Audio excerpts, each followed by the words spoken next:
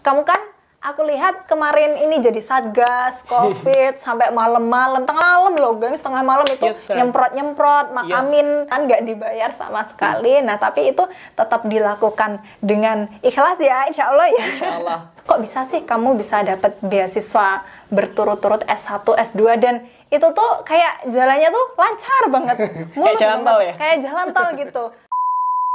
Hai, assalamualaikum, welcome to Paradisi Channel. Be better. Robert Channel.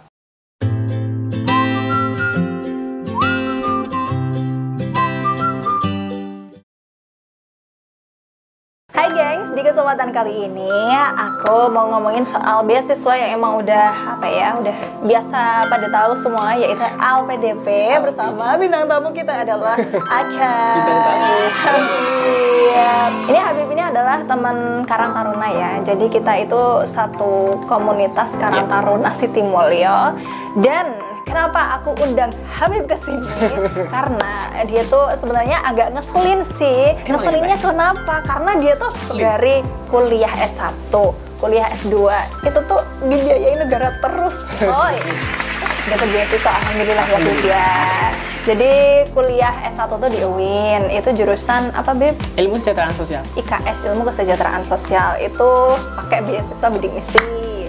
Dan tanpa babi bu, tanpa menunggu 1 tahun habis lulus S1 terus S2, alhamdulillah udah lulus LPDP untuk S2-nya. Wah, selamat. Alhamdulillah, ini masih antara mau UGM sama Unpad. Nah, ini yang bikin bertanya-tanya gimana sih caranya biar bisa dapat beasiswa. Itu setiap orang pasti punya ceritanya masing-masing, Wib. Cerita versi kamu, menurut kamu, kok bisa sih kamu bisa dapat beasiswa berturut-turut S1, S2 dan itu tuh kayak jalannya tuh lancar banget. Kayak jalan tol ya? Kayak jalan tol gitu. Maksudnya ada kan yang dia menunggu 1 tahun, 2 tahun, 3 tahun. Emang rezeki orang beda-beda ya. Nah menurut kamu apa sih yang kamu lakukan, usaha apa, rahasia dibalik kamu bisa mendapatkan beasiswa itu?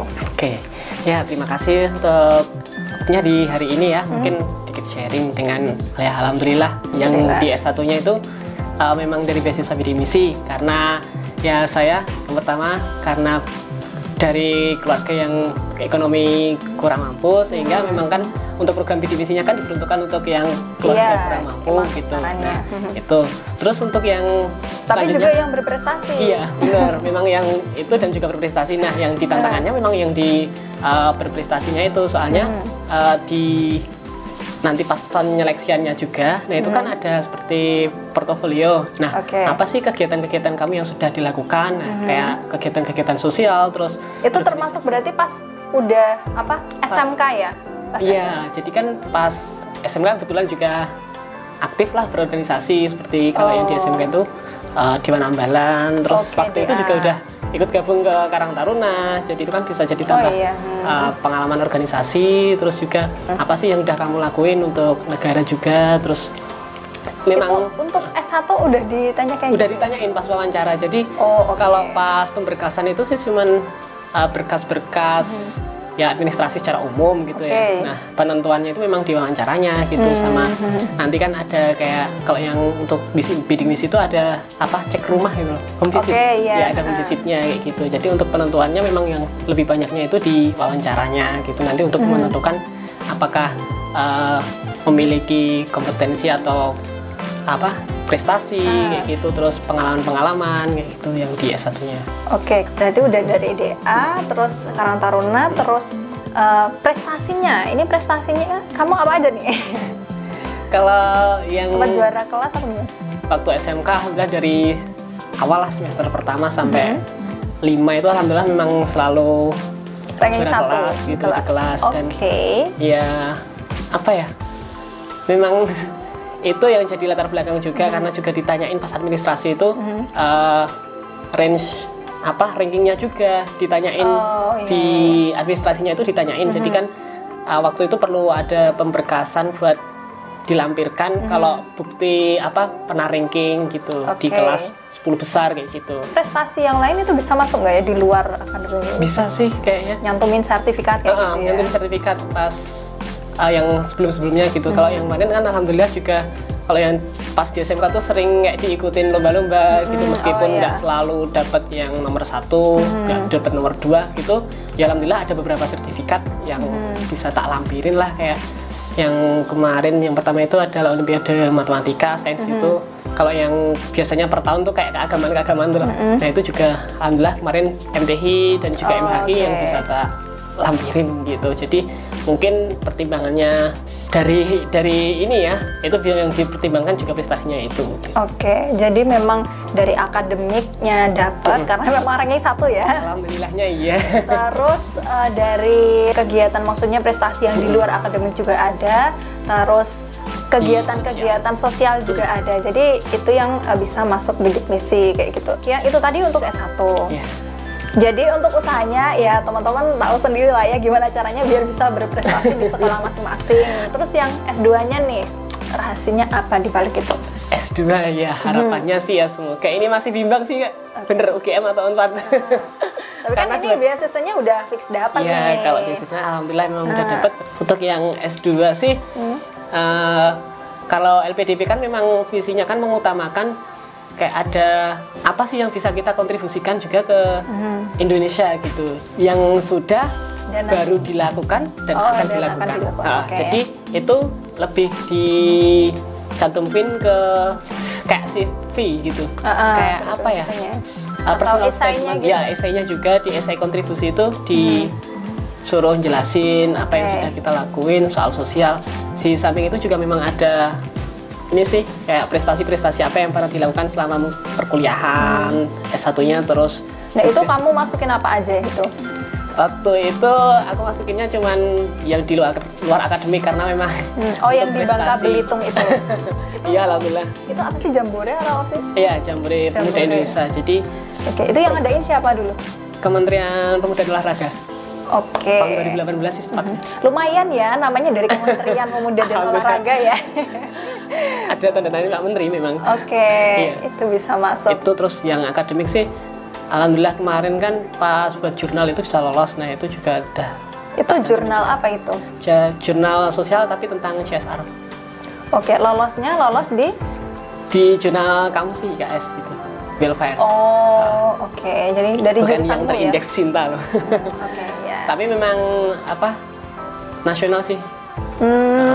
Terus kegiatan-kegiatannya itu sama organisasi-organisasi itu juga sih hampir sama. Tapi kalau yang dipokokin ke LPDP-nya kan lebih ke pertanggungjawabannya nanti ketika udah dapat beasiswa itu, terus apa komitmennya kalau dapat beasiswa nanti misalnya di akademiknya nanti harus benar-benar giat, nggak boleh yang namanya kayak disami-sami dengan kerja atau yang lain. Terus nanti kalau apa ya harus istilahnya benar-benar tepat waktu gitu kalau nanti studinya. Jadi kayak dilihat komitmennya untuk mau studi itu seperti apa persiapannya. Nah, ini menarik juga soalnya kalau misalnya ditanya komitmen nanti bisa tepat waktu atau enggak, kamu bisa membuktikannya di S1 sebelum kamu gitu kan. S1-nya kan alhamdulillah kamu bisa terbaik tercepat ya. Alhamdulillah. Nah, itu kan bisa ya jadi bukti kayak gitu lah ya. Ini saya sudah pernah kayak gini, jadi kemungkinan di S2 saya juga bisa melakukan itu kayak gitu ya. Dan kalau yang di akademik kan di LPDP-nya kan persiapan ada apa ya kayak kita udah punya rencana studi gitu loh. Kalau yang di S2 kan memang seperti udah ada silabusnya, udah ada mata kuliah apa aja gitu. Jadi kita mempersiapkan rencana studi kita selama 4 semester gitu ya. Gitu. Jadi nanti itu yang bakal jadi pilihan juga sih.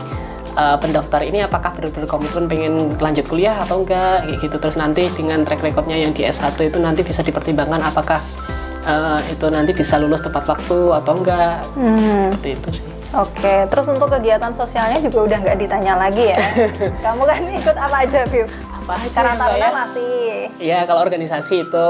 Terus kalau yang kegiatan-kegiatan sosial kerelawanan sih ya yang di FPRB itu forum pengurangan resiko bencana yang itu ada di kelurahan-kelurahan. Terus kemarin kan karena memang ini konteksnya di masa pandemi kan terus serta jadi satgas di kelurahan. Terus juga untuk kegiatan kerelawanan lainnya kan gabung di SAR Jogja tapi di distrik Bantul. Tim SAR itu ya. Terus ya kegiatan kerelawanan lain pendampingan terhadap lansia waktu itu oleh dinas sosial itu kan program kampus, kerjasama antara kampus dan juga dinas sosial. Nah terus tadi kan juga sempat disebutkan untuk LPDP itu diutamakan yang dia udah melakukan sesuatu, sedang melakukan, dan akan. Nah kamu kalau yang sudah melakukan itu kan udah ketahuan di S1-nya ya, apa aja itu termasuk prestasinya itu tadi. Nah kalau yang sedang melakukan, kamu menyebutkannya apa?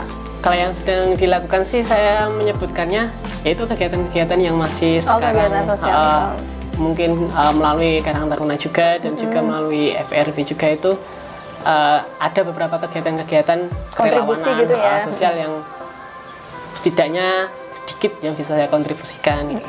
Kalau yang akan datangnya?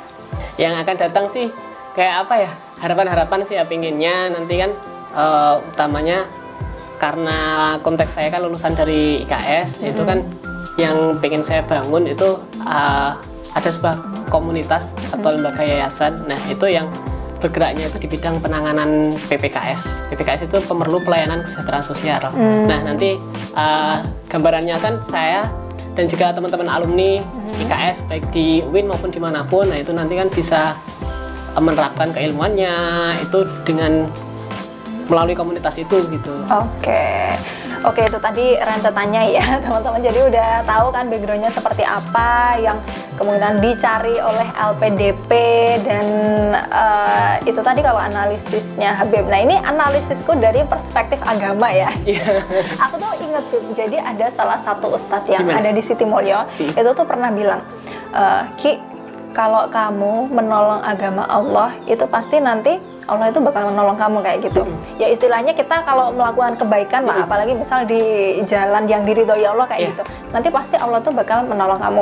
Nah itu tuh termasuk yang beliau lakukan dulu pas skripsi. Beliau tuh kayak lancar banget kayak gitu, karena memang ya dia ada di jalannya Allah, dia berdakwah gitulah. Ini juga yang aku lihat dari kamu. Mungkin kalau tadi udah disebutkan organisasi dan sebagainya, ini termasuk kamu kan aku lihat termasuk pas kemarin ini jadi satgas COVID sampai malam-malam, tengah malam loh guys, tengah malam itu nyemprot makamin banyak jenazah kayak gitu. Dan itu nggak cuma 1-2 kali tapi berkali-kali, apalagi pas di kelurahan kita tuh bener-bener hektiknya kayak Juli, Agustus, Juni. Nah itu padat banget dan itu sifatnya sosial ya gengs, kerelawanan nggak dibayar sama sekali. Nah tapi itu tetap dilakukan dengan ikhlas ya, insya Allah ya. Insya Allah. Jadi ya pasti Allah bakal menggantinya dengan yang lebih baik, termasuk ya alhamdulillah LPDP ini ya. Jadi habis pandeminya kelar, kalau di kelurahan kita alhamdulillah pandemi kelar, bisa nol kasus dan alhamdulillah keterima LPDP. Jadi kayak berlipat-lipat gitu ya kebahagiaannya. Bener banget. Jadi ya kayak yang disampaikan Kak Eki juga. Jadi mungkin ya ini kayak dari S1 terus sampai sekarang kayak skripsi kemarin juga alhamdulillah lancar banget. Itu mungkin adalah apa ya, buah dari doa orang-orang baik juga. Yang mungkin ya ada yang secara tidak sengaja aku melakukan kebaikan pada orang lain mungkin, dan juga dengan niat apa ya, memang ada satu yang tak pegang itu, ketika aku melakukan kebaikan ke orang lain maka aku bakal dapat kebaikan meskipun dengan bentuk yang lain. Betul. Gitu. Itu memang yang benar-benar aku pegang juga. Jadi kalau melakukan kegiatan kerelawanan, kegiatan sosial, itu aku yakin kalau nanti bakal ada impact imbalannya walaupun juga, bukan dengan hal yang sama gitu. Bentuk lain ya. Ya mungkin itu juga dari buah kebaikan-kebaikan itu, jadi alhamdulillah balik ke aku dengan kebaikan yang lain. Nah jadi gitu gengs, ada yang bisa kita petik hikmahnya ya dari cerita Kak Habib ini di kesempatan kali ini. Semoga bisa bermanfaat. Kalau teman-teman ada yang mau ditanyakan silahkan bisa kasih pertanyaannya di kolom komentar di bawah. Dan kalau video ini bermanfaat silahkan bisa di-share ke teman-teman yang lainnya. Terima kasih Habib sudah datang sore kali ini. Ini kita nggak berdua ya gengs, ini di sana ada Pak Rapi ya. Sampai di sini video kita, semoga bisa bermanfaat and see you in the next video. Dadah. Wassalamualaikum warahmatullahi wabarakatuh.